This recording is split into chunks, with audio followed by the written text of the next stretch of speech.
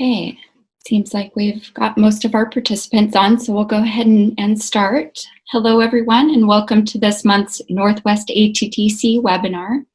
I'm Jennifer Verbeck, and I'm your host for today. We're excited to have Dr. Baldwin and Dr. Parchman presenting for us today on the 6 Building Blocks program. Before we get started, I want to let everyone know that here at the ATTC, we believe that language matters and words have power.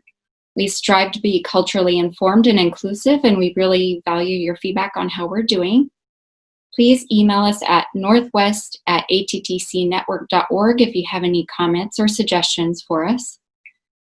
A couple of quick housekeeping things. First, if you have any questions for our presenters, please type them into the chat box at any time. After they're done speaking, I'll read the questions in the order that they were received. You'll also be getting an email at the end of today's webinar that has a link to a survey in it. Please take that survey. It helps us make sure we're bringing you the content you're most interested in. That email will also have a link to download the slides from today and a link to our website where you'll be able to find a recording, and that should be available later this afternoon. Additionally, we'll be sending everyone who attends this live webinar a certificate of attendance, and that takes us about a week to get those out. You don't need to do anything to get the certificate unless you're watching this in a group. In that case, please have someone in the group email us within a business day with the names and email addresses for everyone who wants their certificate. And again, our email address is up there. It's northwest@attcnetwork.org. Okay, so on to the webinar. As mentioned earlier, today's speakers include Dr. Laura-Mae Baldwin, who is a family physician and professor of family medicine at the University of Washington, and Dr. Michael Parchman, who is a primary care physician and medical educator for Kaiser Permanente. And with that, I'd like to welcome Laura-Mae and Michael. Great, thank you so much. This is Laura-Mae Baldwin, and I've already been introduced, so I don't need to introduce myself, but I'll just say that as a family physician, this is a topic that has been of great importance to me, and you'll see that both Michael and I are very passionate about this program. We've been working together on it for about probably 7 or 8 years now. We're excited to bring this to you today and really to talk about this team-based approach to improving chronic pain management in primary care clinics. And on the next slide, you'll see that we're going to talk a little bit about what the program is, why it's so important, and of course, no topic today can be covered without some discussion of how it fits within the current COVID-19 pandemic environment. So we'll talk a little bit about how we've made some shifts and adaptations to be responsive to that. And then because we know that in the ATTC program, there are many who focus on behavioral health, addiction management, we wanted to talk about kind of how this program really is a bit upstream from that, but has great relevance to behavioral health and addiction management. Talk about how it supports primary care providers in offering medication treatment for opioid use disorder, and then some work that we've been doing to try to disseminate the 6 building blocks, part of which is really presenting to you today and learn how this might be relevant or interface with your organization. So on the next slide, I think we're going to start with a couple of poll questions just to get to know who you are out there and learn a little bit about you. So let's go ahead and launch the first poll. So this is really asking, what setting do you currently spend most of your work time? So if you can take a look at those options. And just all you need to do is click on the option if you haven't done these polls before, and then we'll just give you a couple, really 15 or 20 seconds to go ahead and find yourself on there. And apologies if we haven't included your setting in there, but you can click other just so we can see. So as soon as whoever is controlling the poll can thinks that a number of folks have voted, go ahead and show the poll. I think that's what happens next. And we can all see who all is with us today.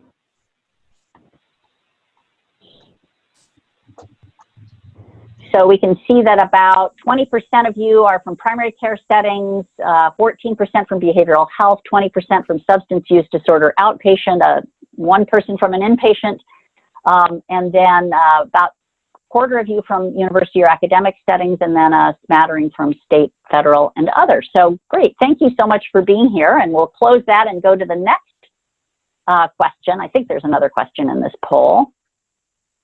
Let's see what it is. Oh, and have you ever worked in a primary care setting? So no matter where you're sitting now, if you can just answer that question, that shouldn't take more than a couple of seconds, just so we have a sense of kind of how familiar you are with working in a primary care setting. And again, whenever whoever's in control of the poll thinks enough folks have voted, go ahead and close it and we'll take a look.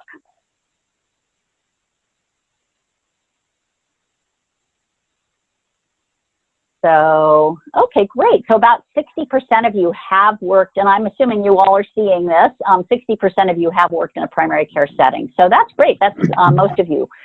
So wonderful. Well, thank you so much for being here, and let's go on to the next slide. So first, I'm going to share our team. So you can see that's what I look like up there in the upper left-hand corner, and Michael in the upper right-hand corner.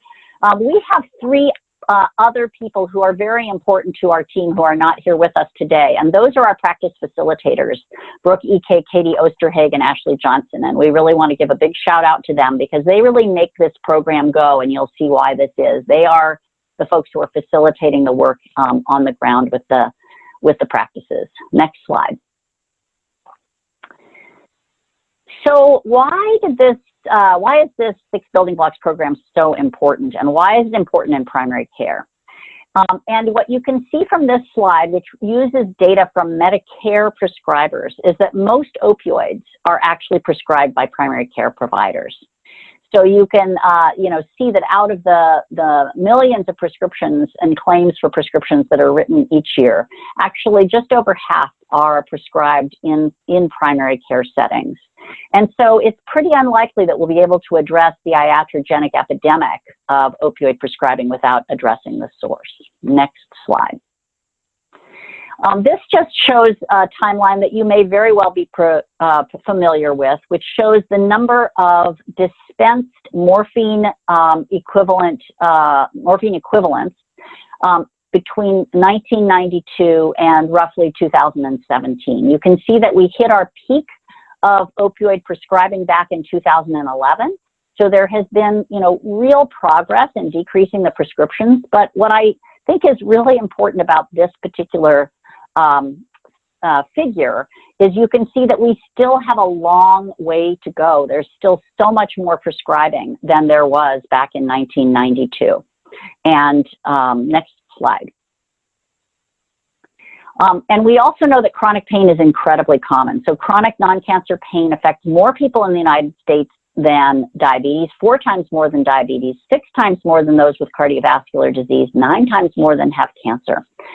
And we also know that rural areas have been hit harder than non-rural areas. Opioid-related deaths are almost 50% higher in rural compared to non-rural environments. So this is a very common disorder and one that is deadly. Next slide. 130 Americans die every day from an opioid overdose, and that includes both prescription opioids and heroin and other forms of opioids. Next slide. But you can see that 46 of those 130 actually die from prescription opioid overdoses every day.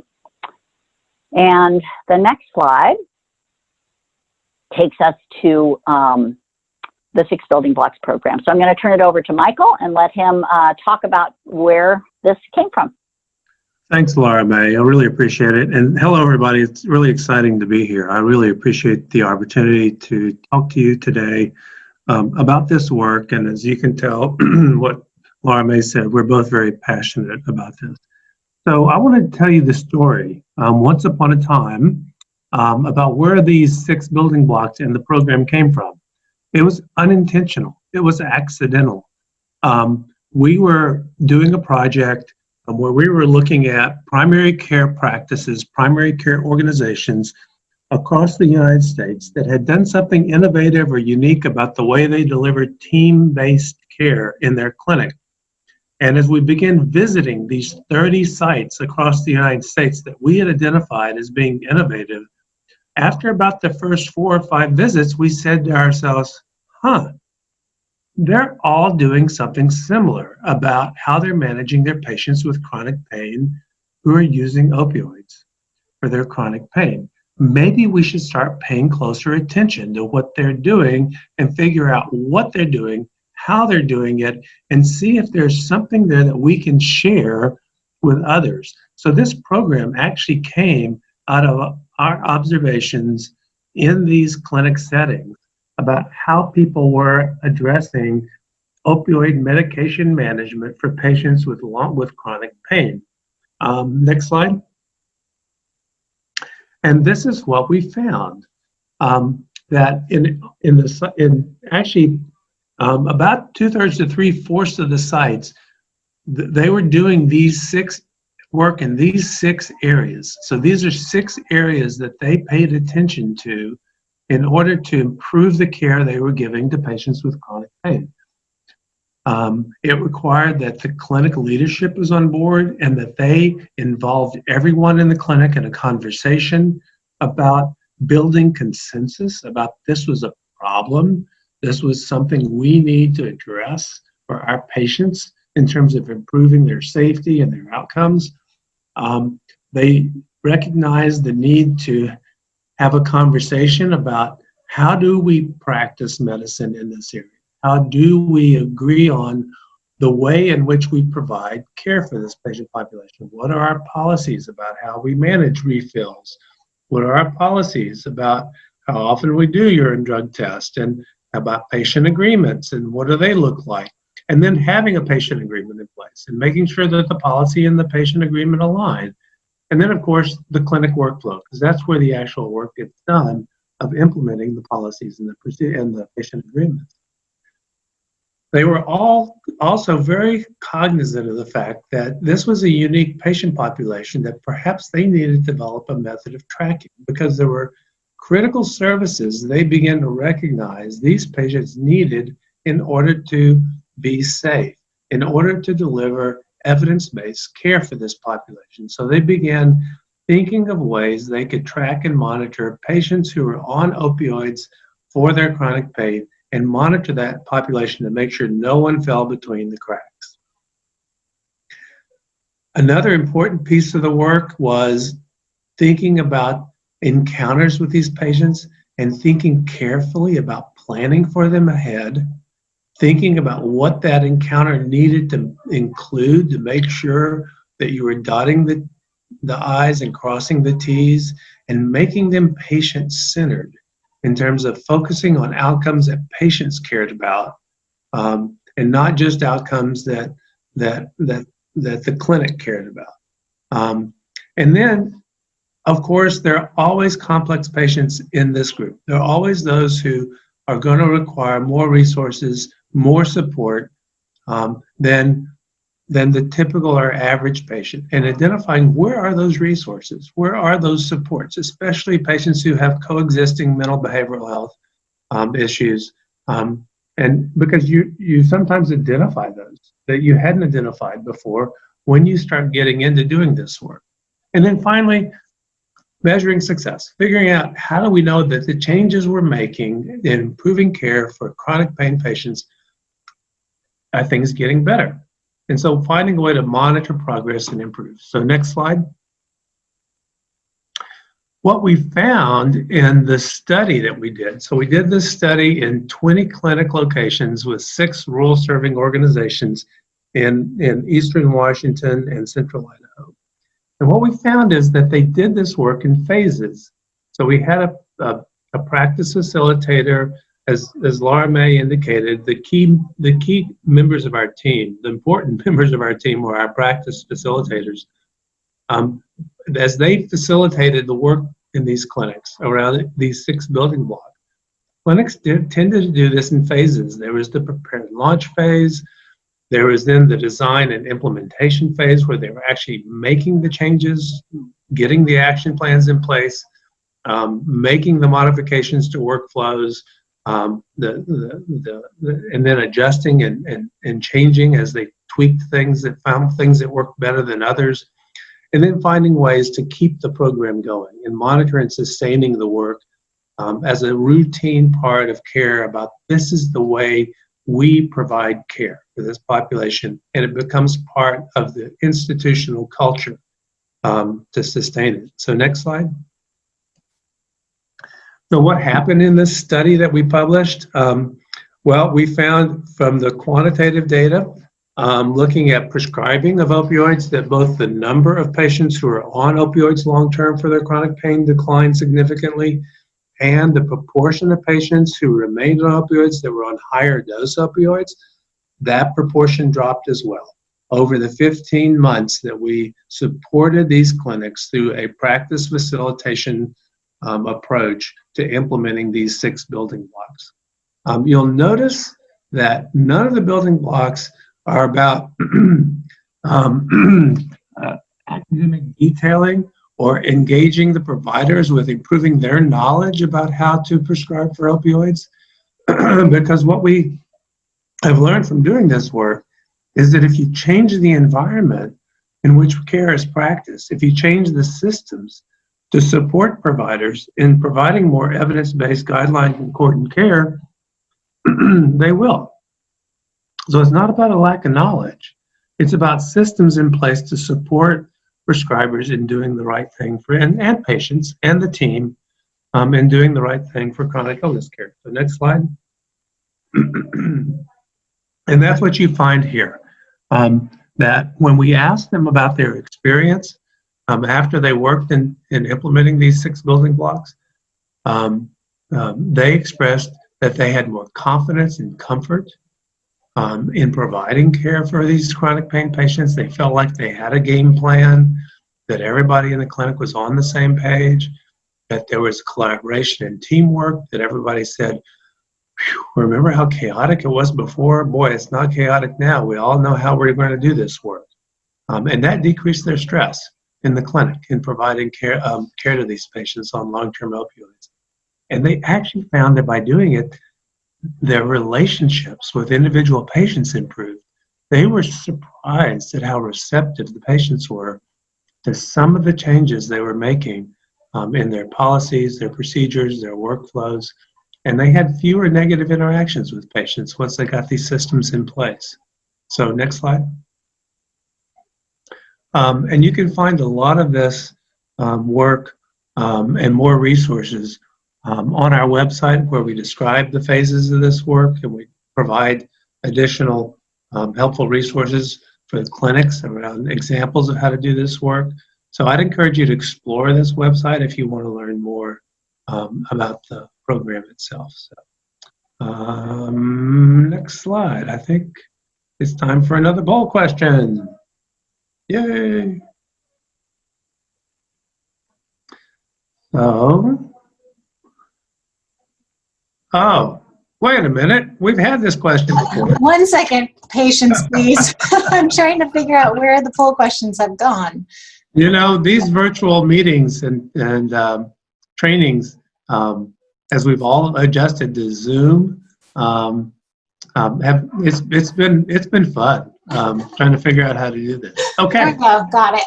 You're doing great. You're doing great. So if you work in a clinical setting, was your setting using televideo visits to see patients pre-COVID? Ooh.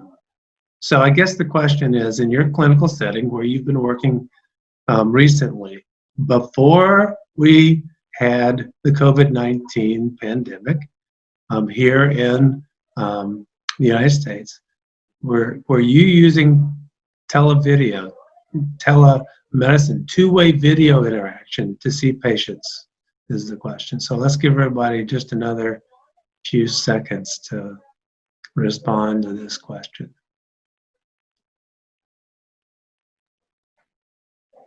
Okay, and the answer is no. We weren't doing televideo before patients pre-COVID. Oh gosh, yeah, we are all on a steep learning curve. So I think I'm going to pass the baton. Oh wait a minute, is there another one? Oh, yeah. So if you work in your clinical setting now, are you using televideo to see patients? Okay, Okay, this is the before-after question. Okay. Give everybody just a few seconds to respond to what they're doing now. Are they using televideo for patient care in their current clinical setting?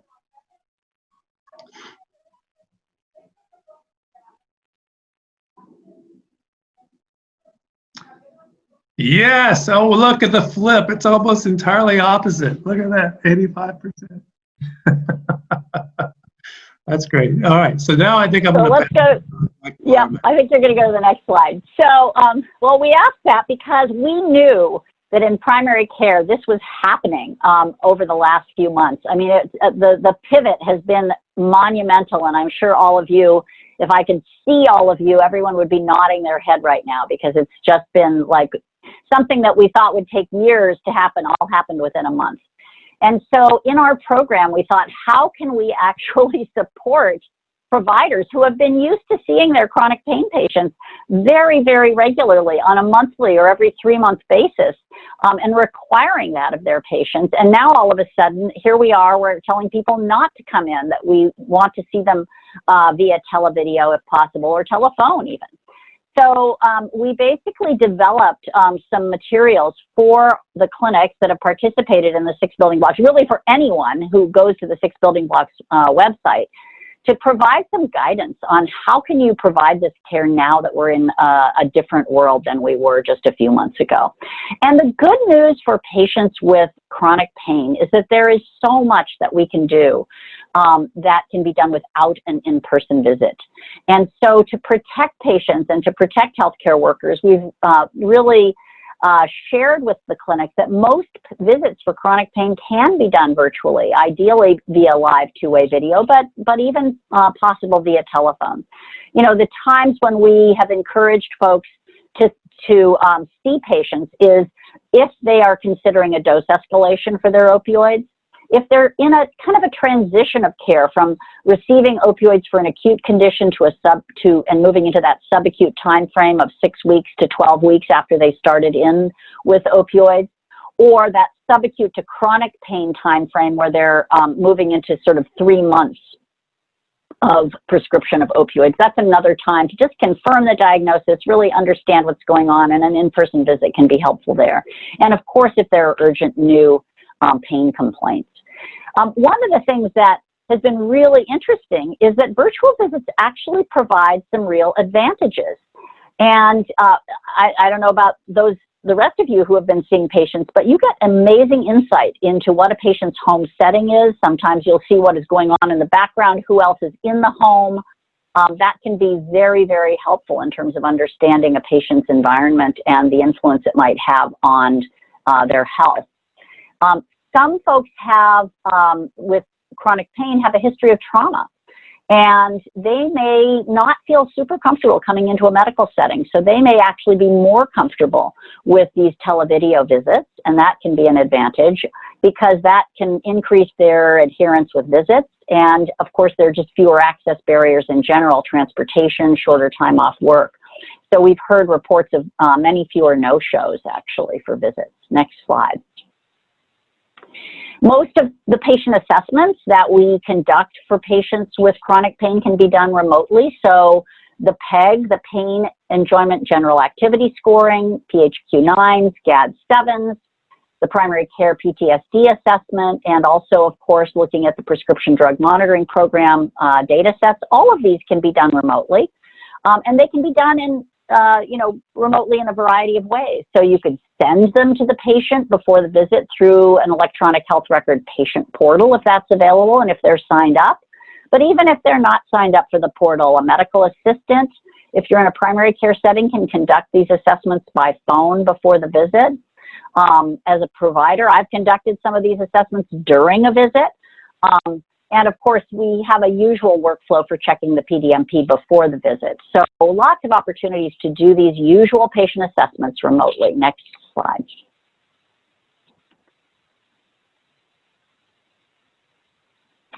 Next slide. Great. And so what about sort of the prescription aspect during this time? I think that I think that we can expect that there's an increased risk of dose escalation, pain flare-ups, diversion, and abuse due to just the immense disruption and social isolation that people are experiencing right now. There are likely to be flares of PTSD, anxiety, or depression, which can contribute to pain flares in some of these experiences. And so we recommend that primary care providers consider proactively outreaching to patients with chronic pain to provide support and to actually develop a plan to anticipate that this is likely to happen. Next slide. And at the same time, there are diminished access to non-pharmacologic pain care modalities, things like physical therapy. Although I have now know that physical therapy is able to be coached remotely, and there are folks doing Zoom PT, and of course behavioral health is also available remotely. But in general, we do not recommend that just because a non-pharmacologic pain care modality is not available, that is a reason to initiate opioid therapy or escalate opioid doses, and to really explore what other non-pharmacologic self-management strategies should be pursued. And at the same time, if you're in the middle of a taper of a patient from opioid medication, we recommend either slowing or maybe even taking a pause in the taper regimen until things kind of normalize a little bit, and avoid abrupt discontinuation unless there's an immediate safety concern. Next slide. One question we've had is about urine drug testing and how possible is that to do remotely, or when you're doing primarily remote visits. And our thinking on this is that if there's someone with using opioids for chronic pain, you've had a series of urine drug tests that have been as expected, that delaying these routine scheduled urinary drug tests during this time is reasonable unless there's concern about diversion or other safety concerns.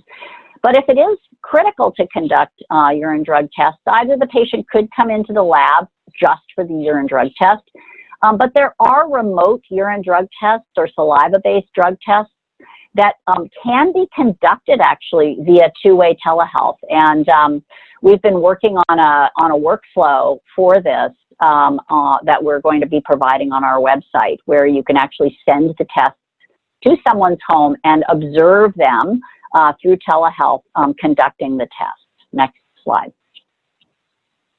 So we talked a little bit about non-opioid treatments. Obviously, you know, there are evidence-based non-opioid treatments like PT, acupuncture, behavioral therapy. These are very important in managing chronic pain. And like I mentioned before, it's important to talk to patients about, you know, how to use those most effectively during this time, weighing kind of the risks of COVID exposure with the benefits that can come from inpatient or in-person treatments. Obviously, behavioral therapy has, you know, really shifted just as primary care has, to largely being available through telehealth. So, and continuing that remotely is important. But also this is an opportunity to work with patients to think about other alternative treatment methods like yoga, meditation, things that they can self-manage. And I think on the next slide, if I'm not mistaken, we have some examples of self-management resources that we find have on our website that have been helpful. And I would love it if people could chat if they have other, put in the chat whether you have other self-management resources that you depend on and that you recommend to patients, because this is a time to share with each other some of the best resources that we all have to use at this critical time. Next slide. So again, just thinking about, you know, who are those patients that are likely to be most stressed? Elders, obviously, who are continuing to socially distance in even more stringent ways than many who are younger. Folks who are with chronic disease who are at higher risk of COVID-19. Folks who have to be out there because they're part of the critical infrastructure. It can be extremely stressful. And those, of course, with mental and behavioral health conditions, including obviously problems with substance use. And, you know, stress can look a lot of different ways. Fear and worry about personal health or that of others in their life, changes in sleep or eating patterns worsening of their chronic health problems, and increasing use of substances. Next slide. And so, supporting patients, and, we've advised that primary care providers even consider increasing the frequency with which they conduct assessments like the PHQ, the GAD-7, or looking at PTSD scores. And of course, all the things that we're trying to do ourselves. Look at the facts and try to look at sort of how to factually think about what the risks are and how to reduce risks of exposure, taking breaks from the media, making sure that folks are eating well, exercising, getting enough sleep, avoiding other substances, developing self-care plans, connecting with folks through social distancing, Zoom meetings, phone calls, things like that, and finding, what can bring them joy in this time. And I think at this point, I'm going to be turning it back over to you, Michael. Let's see, we might have another poll. Yes, okay, well, we'll do the poll first, and then I'll turn it over to Michael. So we're just curious from your perspective, as we've been talking about the importance of chronic pain and its role in substance abuse. If you provide clinical services, what's your estimate of the proportion of your patients who have opioid use disorder that started with a prescription opioid?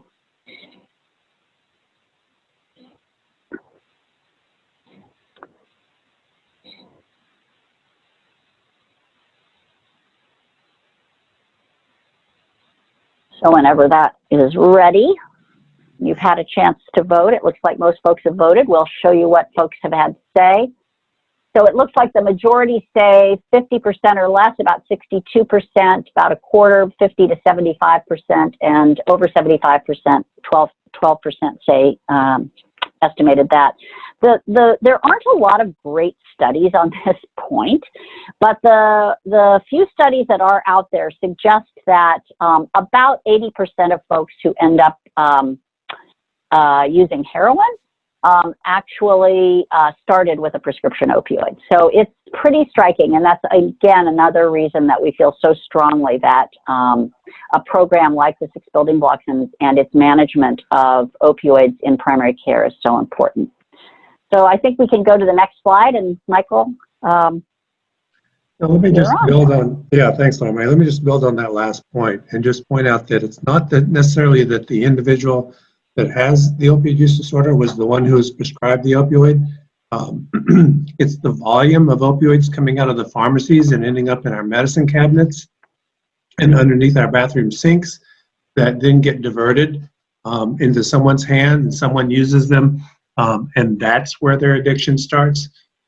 So our goal with this program is of course evidence-based chronic pain management, doing what's evidence-based, and we know long-term opioid are not evidence-based for long-term chronic pain management in most situations. But to think about at the community level, the volume of opioids that are out there in circulation, and whether or not we as prescribers and clinicians in primary care are contributing to that problem, and what we can do to ameliorate it. So I wanted to talk about 3 things just to try to reconnect with those of you who are participating.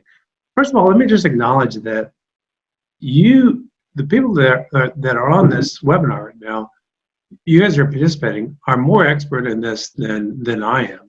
I think Laura-Mae might say the same thing about stress management, about detecting and working with patients who have coexisting mental and behavioral health comorbidities, who have chronic pain. And so I just want to acknowledge that I feel like I am the novice speaking to the experts here today a bit, and be a little bit humble and respectful of your expertise.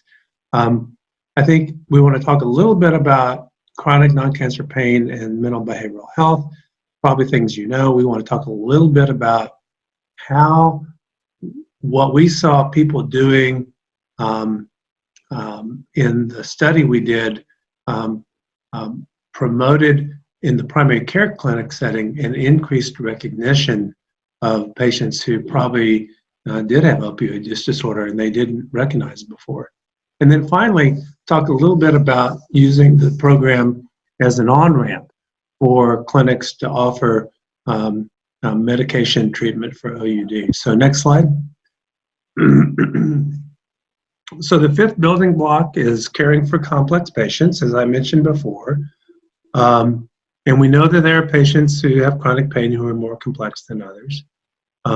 Usually it's because they have other comorbidities, depression, anxiety, oftentimes unrecognized PTSD. We know that they have a high prevalence of other substance use disorders as well with their chronic pain. And more importantly, we know that behavioral healthcare services for chronic pain improves multiple measures of patient-centered outcomes, whether delivered in person or by telehealth. We know telehealth is an evidence-based approach to delivering behavioral health services. The problem we're facing in primary care, at least in the primary care settings have been working in, is they often don't have good access to these services, and certainly integrated into their own clinic, into their own organization. These services are often not very well integrated into the team, into the primary care team, where the behavioral health professional, the person doing the mental behavioral health services, is actually a part of that primary care team and has routine conversations with that team about the patients they're managing. That's our struggle. So next slide. What we begin to see in the clinics, as I mentioned earlier, is that as the clinics begin implementing their new policies about managing patients with chronic pain who are on opioids, as they begin revising their patient agreements and their workflows, putting guardrails in place around safer prescribing and opioid refills and monitoring these patients and screening for coexisting comorbidities, they begin to say, oh, we do have patients who probably are exhibiting some of the criteria of opioid disorder, opioid use disorder, as they became more familiar with it. And in some settings, the lack of access to local services to treat that opioid use disorder actually led to some of the providers in the original study pursuing their X waiver to prescribe buprenorphine in their clinic setting because they were in a community where it just wasn't available. They were in rural communities, which was really sort of surprising because when we began the project 15 months earlier, they wouldn't have touched this with a 10-foot pole at the start of the project. So next slide. So one of the things that Laura-Mae and the practice facilitators in our team have been actively working on is actually developing a checklist for clinics to think about what systems and what roles and responsibilities do you need to have in place in your clinic to begin providing this medication approach to opioid use disorder in your clinic, because it's not just as simple as getting the X waiver. We have found if you just have the waiver, but you work in a clinic, that there aren't systems in place for you to provide this therapy in a safe and effective way, you're not going to provide it. Which is why many people who get an X waiver never use their X waiver because they don't have the staffing. The people who work in the clinic aren't trained in managing patients who have opioid use disorder and the workflows that need to be in place.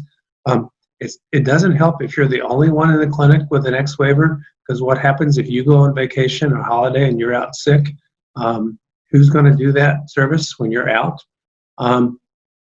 It really doesn't help if you have no psychosocial treatment and recovery support services in addition to having the X waiver.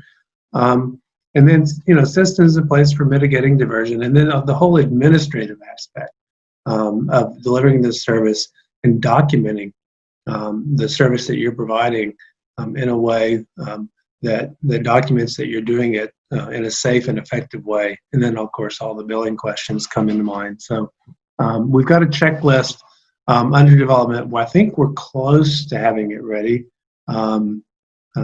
that clinics can use to help plan for whether or not they can do this service. So next slide.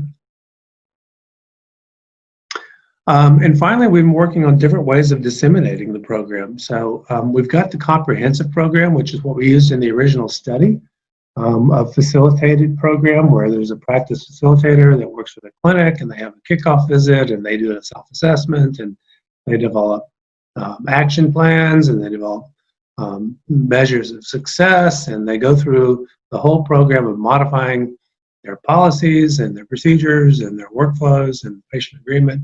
But we're finding that a lot of the clinics are further along in the journey than they were 7 or 8 years ago when we first developed the program. So there are ways to provide, I think, more targeted support for clinics. We could come in and just do a self-assessment with the clinic and help them develop their initial action plan, and then say, good luck, let us know if you need us. They may just need ad hoc support and technical assistance in a specific area, like, hey, could you review our patient agreement and make sure there aren't things we're forgetting about what we should include in the patient agreement. There are educational opportunities in opioid management, opioid medication management. And then finally, we can just provide clinics with an introduction to the 6 building blocks and a tour of the resources that are available to them on the website. And lastly, we have shared learning calls that we do with clinics that we're currently engaged with. So every month, clinics will get together on a learning call and discuss topics that challenges they're having, like how do you risk stratify your patient population so you know how often they need to come back in for follow-up visits as a topic that comes up on a shared learning call.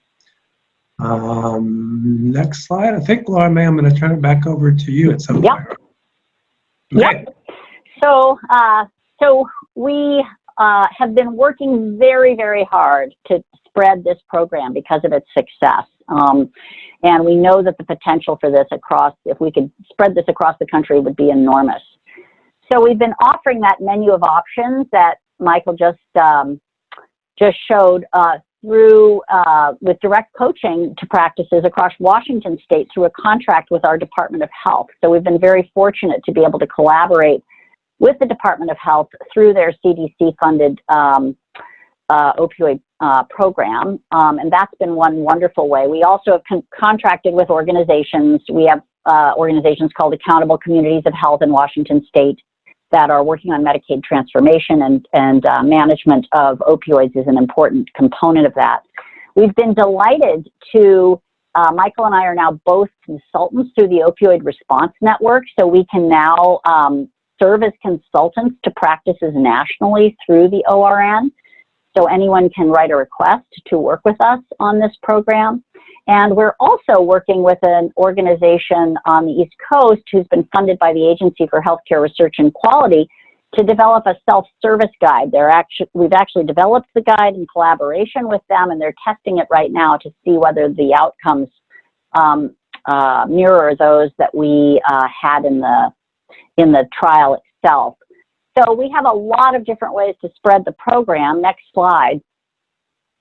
And the other thing that we've been engaging in is trying to train new facilitators. So we have our facilitators that sit in our program office, but we would like to have more facilitators across the country be available to train for the 6 building blocks. And so we've developed a training program. We're in our 2nd cohort right now, where we look for quality improvement personnel or facilitators that have QI, quality improvement skills or experience. These could be people in quality improvement organizations. We've found individuals in primary care associations in different states. different state medical associations or hospital associations or even hospital systems that have quality personnel that are interested in spreading this across the primary care clinics in their organizations. And so they learn how to coach clinics through this 6 building blocks program through an introductory webinar. We have virtual training sessions that have very specific learning modules. And then we show them how to conduct shared learning calls by having them participate in shared learning calls where the new facilitators themselves actually share their challenges as they're starting to work with clinics in their organizations and share the solutions and as well as the challenges. And then, of course, we provide lots of mentorship and support, technical assistance, ad hoc guidance, those kinds of things. So we've been trying to increase the practice facilitator workforce for the 6 building blocks.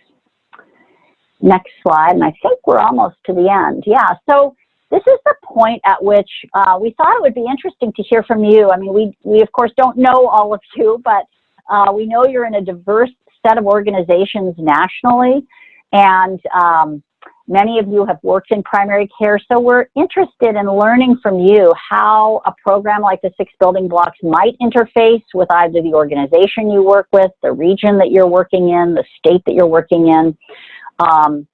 You know, how can we disseminate this most effectively, and how might this be relevant for the work that you're doing? So I think I think the last slide is actually our contact information slide. And we've put the contact information for our lead practice facilitator, Brooke EK, as well as contact information for me and for Michael there. And I think that at this point, we are open to questions, and I think both Michael and I can take questions as they come up. So Laura-Mae, there's one question in the chat about, it says, are you finding you are now integrating self-care suggestions to patient agreements you discussed through telehealth now with the presence of COVID-19 to address some of the anxiety, trauma, PTSD, et cetera, that you know may be exacerbated in the current climate?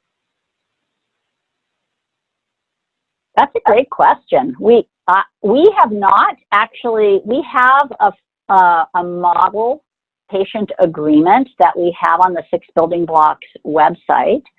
And that is one of the things that we've talked about is what kinds of modifications would make sense to make to both the policy, the model policy that we have on our website, as well as the model patient agreement and for telehealth, right?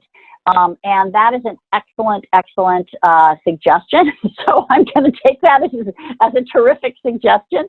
And as we're developing these sort of adaptations to those documents for telehealth and for COVID, I mean, there are two parallel paths here. One is that telehealth is probably here to stay. I mean, I think that one of the things that is going to be very interesting as we sort of emerge from the acute pandemic is, you know, we've made these huge pivots in our practices now. And so how much of that is going to stay with us, and what kinds of modifications do we want in our policies and procedures just related to the fact that we're going to do more telehealth? And then what policies and procedures need to be in place when we have an emergency like the COVID pandemic? Michael, did you want to contribute to that in any way? No, I think you nailed it, Laura-Mae. I don't have anything to add to that. I do want to point out that in the chat, when we asked folks to put their resources, there are a number of resources that I'm not familiar with that I just want to give a shout out to those who posted their resources. Thank you so much. I'm going to record those and take a look at those to make sure that I'm up to date on all of those. So thank you for putting those in. And if there are any others that you feel like you'd like to put into the chat, please do. Laura-Mae, I took some of them down, and I could list a few of them. They were Sandvello, Insight Timer, 7-Minute Chi, and Curable Pain Relief, and then something that seemed to be called In the Rooms. Don't know if that's great. Thank you. Those sound familiar. And I see a question here. We already do some collaboration with community partners, so this would help all providers to be on the same page in treating co-occurring clients. And I think that's an excellent comment. And what we have found working with clinics, and this is within a clinic, and I think what you're doing is expanding this to across a community, which is really excellent, is that one of the biggest challenges that clinics face when they start to do this work is, and one of the motivations that we find clinics have to do this work is the lack of consistency between providers and the way that they are offering care to patients who have pain and are using opioids. And it's a huge point of tension and discomfort, not only for providers who are covering for themselves, but also for their staff members and undoubtedly for community providers as well, who see inconsistency in the kinds of prescribing behaviors between providers. And it makes it really, really uncomfortable. And you're absolutely right that this kind of program gets everyone on the same page so that they can be consistent. And it makes it so much more comfortable for everyone. So thank you for that comment. I don't know, Michael, if you want to comment on that as well. Oh, well, just to say that we've seen that before in a clinic organization where there's one late adopter clinician. And what we've observed is that the staff tend to sort of work around that clinician to make sure that the patients are following the policies and the agreement and the workflow without necessarily confronting that physician or clinician around the fact that they weren't entirely on board with this program, just because it lowered their stress level so much. Only later to find that late adopters sort of slowly come back around to saying, okay, well, maybe this is worth doing, as the staff began implementing the changes themselves. It was kind of an interesting phenomenon to watch. What I love about this comment, though, in the chat is that you're talking about actually folks across an entire community coming together, and right. Perhaps more than one clinic and other organizations all sort of saying, we're going to do this together. And we have worked in some communities with multiple clinics in the same community. There's some interesting challenges to that because, of course, sometimes some of these practices are in competition with one another for patients, which is, hard to imagine. But at the same time, there are also some enormous opportunities for those clinics to come together and say, this is how we're going to do it. And we don't want patients to be shifting between our clinics. We want to make sure that the patients realize that we are on the same page when we are coming up with these policies and setting these policies and patient agreements. And it can have a huge impact on the community. So I love that idea. We've also seen another Go ahead. Yeah, go ahead. Okay, we've also seen clinics in the same area want to learn from each other and say, oh gosh, we have so much trouble keeping up with XYZ clinic. What are they doing about this? Yeah. Because it's friendly competition. It's not cutthroat, but no. I see a comment here that says, for the quality improvement, I was in a small group with staff at the methadone clinic, and it was to help improve the retention rate with patients in group settings. We attempted to give incentives such as jumping the line when waiting for their medication or raffles with a sobriety logo, such as a bracelet. Those are great ideas. Wow. Yeah, and I think one of the things that programs like this can bring is innovation and creativity. So all of a sudden you're starting to think, how can we make improvements that will really improve the lives of patients as well as providers who are caring for patients? And so I love that innovation. And these are the kind of things that come up on our monthly shared learning calls when we bring clinics together to discuss what they're doing. And they share these ideas with each other. Great, thank you both. Great questions, and I love the polling. That was a lot of fun, very interactive. I guess I'll just go through some of our closing pieces, and then if we have a couple minutes left over, we could go through if there's any trickling questions. But just want to let people know to please remember to fill out our evaluation survey for today's webinar by clicking on the link within the email we'll be sending out later today, and it's also provided in the chat box. And be sure to join us for our next webinar on June 24th. It's titled Digital Health Services to Address Addiction in Families and Patients, and that's Allies in Recovery in the 5 Actions program.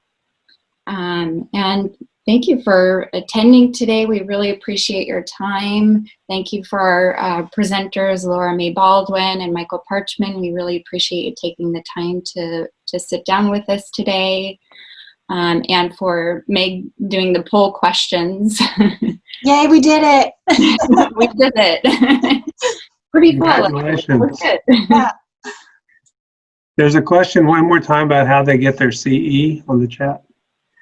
We will be sending those out within a week for live attendance. And then if you watch this in a group and the people didn't register, just make sure and send us an email to the Northwest ATTCnetwork.org email address with those names and email addresses, and we'll make sure that they get added to the list. That's great. And we'll also be linking the slides, and a recording of the webinar will be available in the next day or two.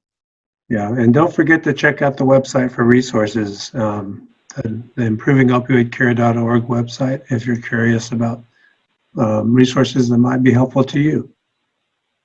And if there's any way that we can support you in your work, feel free to contact us via our emails.